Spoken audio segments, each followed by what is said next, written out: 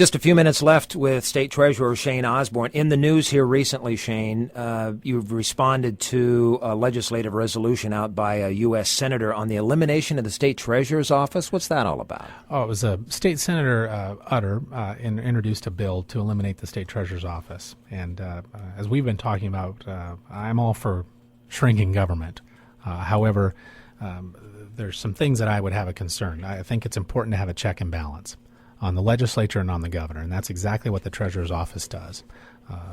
You're essentially the CFO of the state. You're overseeing the money, all the banking relationships, all the transactions, but yet I am independent.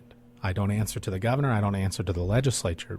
They aren't my boss, so to speak. The people in Nebraska are, and I think that taking this office and all the important functions, and we can talk a little bit about those functions, but some of the big ones are obviously the banking functions of the state, all the financial transactions of the state.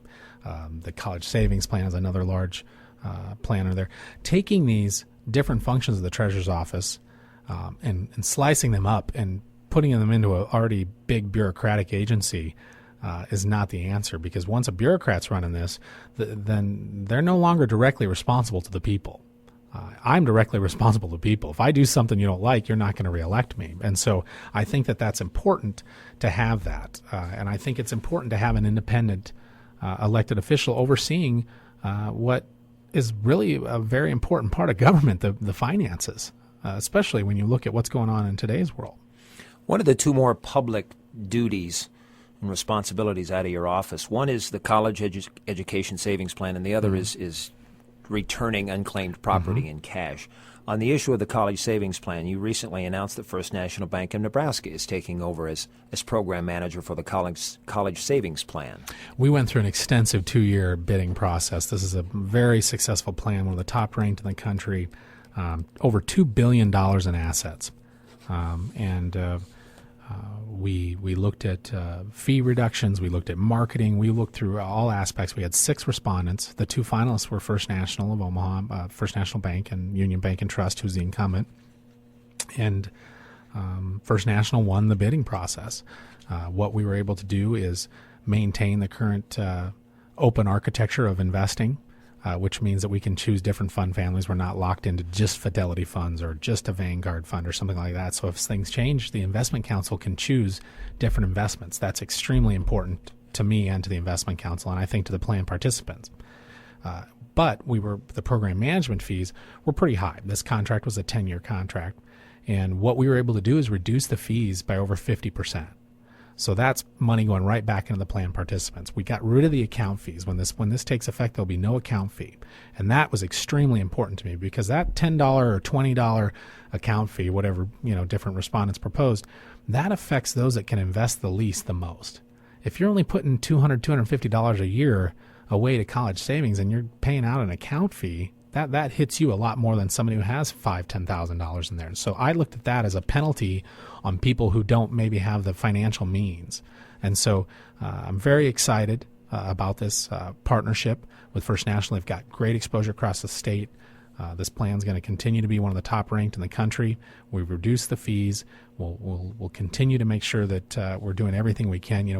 My first year in office, I worked with Senator Gay, and the governor got on board as well, who was a former treasurer, Governor Heineman, and we got the deduction in state raised from $1,000 to $5,000 per household, and that's been a huge incentive. We went from a 7% penetration rate, which was good, which for country rankings it's good, but it's not good for the state. That means 7% of the kids under 18 have a college savings plan, up to 10.3%.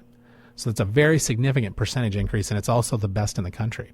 But we're going to make it better. I'm not going to rest at 10%. I'm sure whoever wins the election this fall will continue, because they'll be the ones really implementing the plan in January of 2011. But I think we have a great plan, and this is going to be an exciting option. And then you've worked hard to get people who are owed unclaimed property in cash, their property in cash. Yeah, very proactive. I just finished my term as national president of the Unclaimed Property Association. We have $85 million, and I took office, and this was one of the things I campaigned on. I thought, this is the people's money.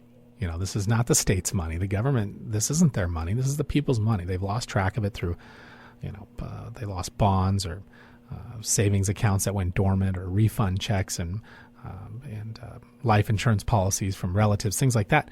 And it adds up to a lot of money. And it was just sitting there. And we once, twice a year, you'd publish a few lists of names. So if you were lucky enough to see it that weekend in the Journal Star, you could, or get on our website. If you came to us, we'd pay you.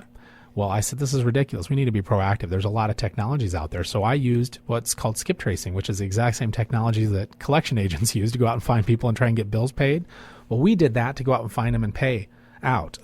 We also use genealogical research firms. A lot of this money is from deceased individuals, and maybe they didn't have any children. So we go out and we'll search and find who's the living heir. The results speak for themselves. $42 million in 3 years we've given back. That's more than the previous, 30 years combined. We've broken the record every year. Last year we paid out 23,000 claims. That's a 30% increase in the most claims ever paid out, and that was a record I'd set the year before. We've got a great office over there run by Megan Aguirre and Alex Kaufman, who have just innovated a lot of technology. We've actually reduced the staff in the office, mind you. I've cut staff in that office by 25%, and we've broken these records, and we're going to continue to do so. So we're continuing to, and I'm working on a national bill called Operation Rightful Owner.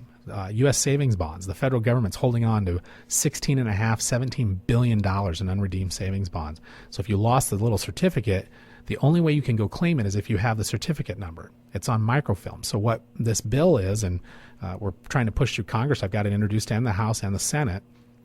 And both of our senators signed on to it immediately, I want to add, is we would digitize these records and turn it into a searchable database. And eventually, as this goes through its iterations, and it'll take years to do this, this would result in about $115 million for Nebraskans.